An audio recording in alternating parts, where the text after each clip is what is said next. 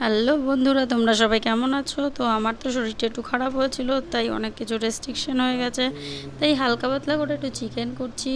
আমার ভাষায় চিকেন চাপ, কিন্তু সেরমভাবে কোনো মশলাই দিইনি। একটু টক দই, পোস্ত, চালমগজ, আদা, পেঁয়াজ বাটা দিয়ে মাংসটাকে ম্যারিনেট করে রেখেছি।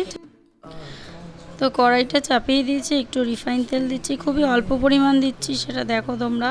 আর এর মধ্যে দারচিনি, লবঙ্গ, এলাচ ফোড়ন দিয়ে দিলাম।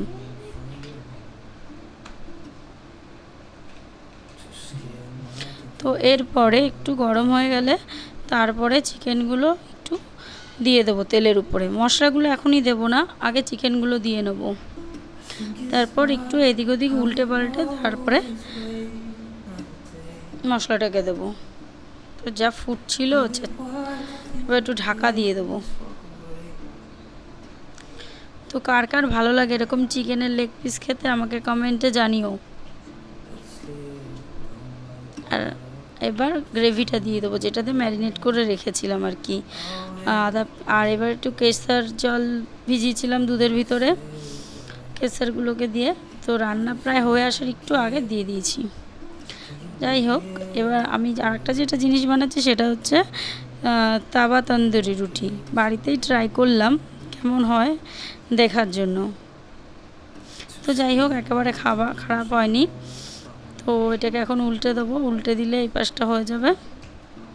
তো দেখো, রেসিপিটা যা চাই তাওয়া তন্দুরি রুটি আমাকে কমেন্ট করে জানিও, আমি নেক্সট ভিডিওটাতে আবার দেখিয়ে দেবো। তো যাই হোক, রুটিটা ভালোই হয়েছিল খেতে, আর চিকেনটার সাথে ভালো লাগছিলো। ওদিকে আমার চিকেনটাও প্রায় হয়ে আসলো। তো প্রায় হয়ে গেছে, এখনও ফুটছে। লাগছে চিকেন চাপের মতন দেখতে, বাট সেরকম কোনো মশলাই দিইনি। তো এই হলো ভিডিওটা, কেমন লাগলো জানিও। ভালো লাগলে লাইক করো, কমেন্ট করো, শেয়ার। আমার কিন্তু খেতে ভালোই লেগেছিলো, তোমাদের দেখে কেমন লাগলো আমাকে জানিও।